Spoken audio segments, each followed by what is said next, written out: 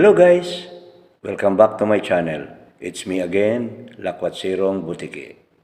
Mula doon sa makasaysayang simbahan ng Pasig City, ang Immaculate Conception Cathedral Parish o mas kilala rin sa tawag na Pasig Cathedral, nakatawid na ang Butiki ngayon dito sa makasaysayan rin na simbahan ng Taytay, Rizal, ang St. John the Baptist Parish o mas tanyag rin sa pangalan na Taytay Church.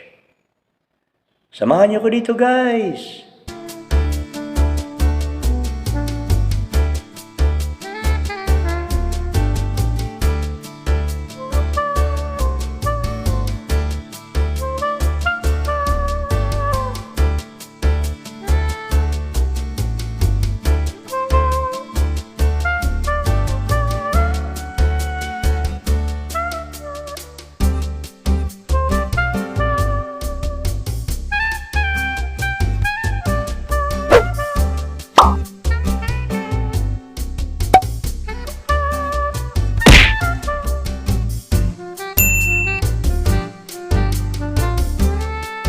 The municipality of Taytay is a first-class municipality in the province of Rizal.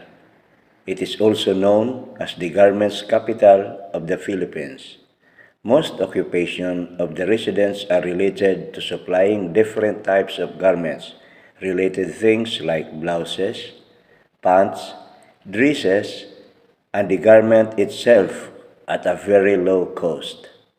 According to the 2020 census, it has a population of 386,451 people. It is the third most populous municipality in the country, after Cainta and Rodriguez, Rizal. Conurbated with Metro Manila, it is bounded by Cainta on the north, Pasig and Taguig on the west, Antipolo in the east, and Angono on the south. Taytay was a settlement situated along the coastline of the eastern side of Laguna de Bay that formed part of the Kingdom of Namayan, also known as the Kingdom of Sapa, which was ruled by Lakan Tagkan. The said territory is what we know now as the district of Santa Ana, Manila. Upon the arrival of the Franciscan missionaries on July 2, 1578 in Manila, they proceeded to evangelize the inhabitants of Namayan and organize it into a pueblo and name it Visita Santa Ana de Sapa.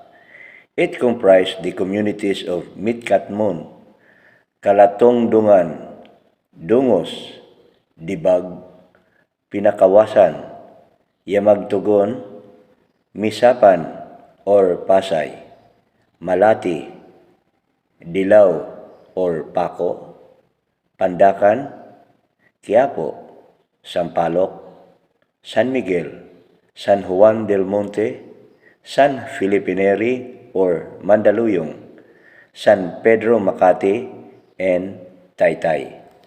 In 1579, Taytay was formally established as a town and church in a symbiotic relation.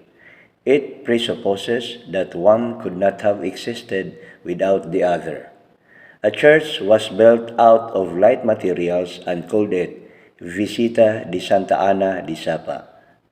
Taytay, now a larger village, a pueblo, a town, came into being as a juridical entity as well as an actual territorial unit. St. John the Baptist has since been the patron of the town and the parish, under the ministry of the Franciscans. The ecclesial jurisdiction of Taytay, including the Visita of Cainta, which was an annex of Taytay, were transferred to the newly arrived Jesuit missionaries in 1591. They served until 1768 for 177 years.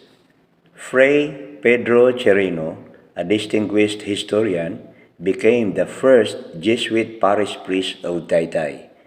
He celebrated his first Holy Mass as a missionary in the swampy resettlement area on March 25, 1591, the Feast of the Annunciation. Due to incessant flood, the town was relocated to a higher ground. The people followed suit after the church was rebuilt atop a hill. Taytay town was dedicated to Saint John the Baptist and Crescent, San Juan del Monte, which means Saint John of the Mountain. San Juan got the Del Monte tag in reference to the hilly terrain of the new relocation site of the town. Nevertheless, the townspeople continued to call their town Taytay, and Taytay it has remained to this day. This is the same location where the present St. John the Baptist Parish still stands. Taytay suffered heavy casualties during the Philippine-American War in 1899, with the church almost burned down and most of the town razed to the ground. During the Second World War, Taytay was occupied by Japanese forces in 1942. Local soldiers of the pre-war 42nd Infantry Division of the Philippine Commonwealth Army and 4th Constabulary Regiment of the Philippine Constabulary liberated and entered Taytay in 1945 to help the recognized guerrilla fighter units to defeat and attack the Japanese Imperial Army. On November 7, 1975, by virtue of Presidential Decree Number 824, which created the Metro Manila area, Taytay was among the towns that remained within the province of Rizal.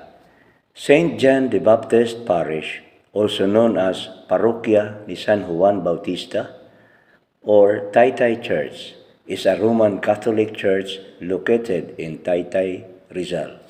It was during the stint as parish priest that Reverend Pedro Chirino began to document the Tagalog language as well as the way of life of Filipinos from his interactions with the inhabitants, forming the basis of his book, Relación de las Islas Filipinas.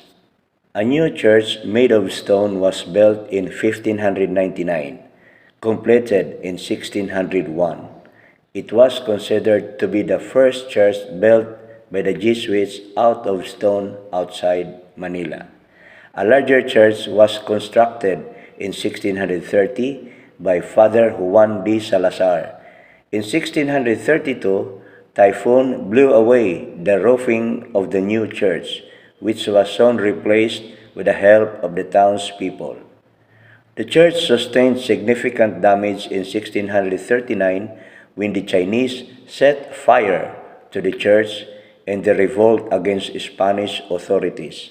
Diego Luis de San Vitores was a Jesuit missionary who was assigned to Taytay from 1662 to 1668.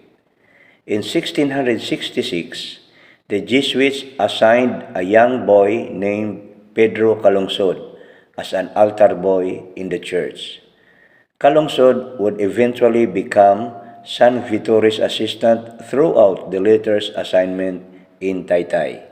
San Vitores was eventually assigned to be a missionary in the Marianas Islands in 1668, and Calungsod went with him as his assistant.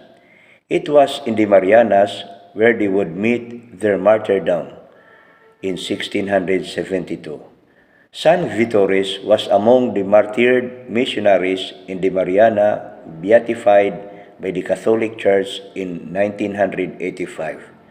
Calungsod was beatified in 2000 and canonized in 2012.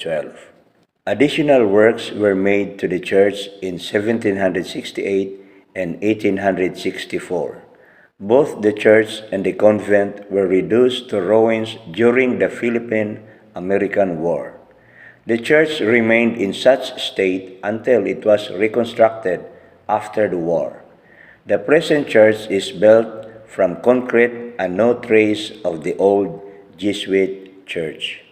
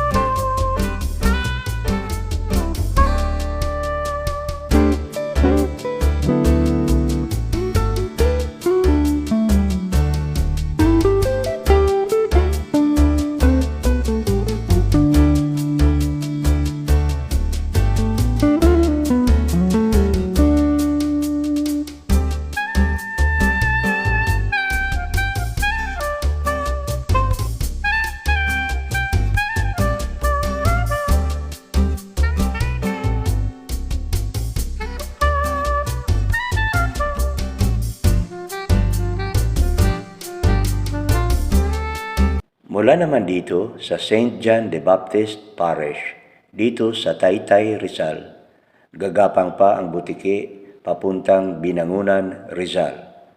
Isang makasaysayang simbahan rin ang tutumbukin ko doon, ang Santa Ursula Parish Church, o mas tanyag rin sa tawag na Binangunan Church. Abangan niyo ko doon, guys! Bye-bye!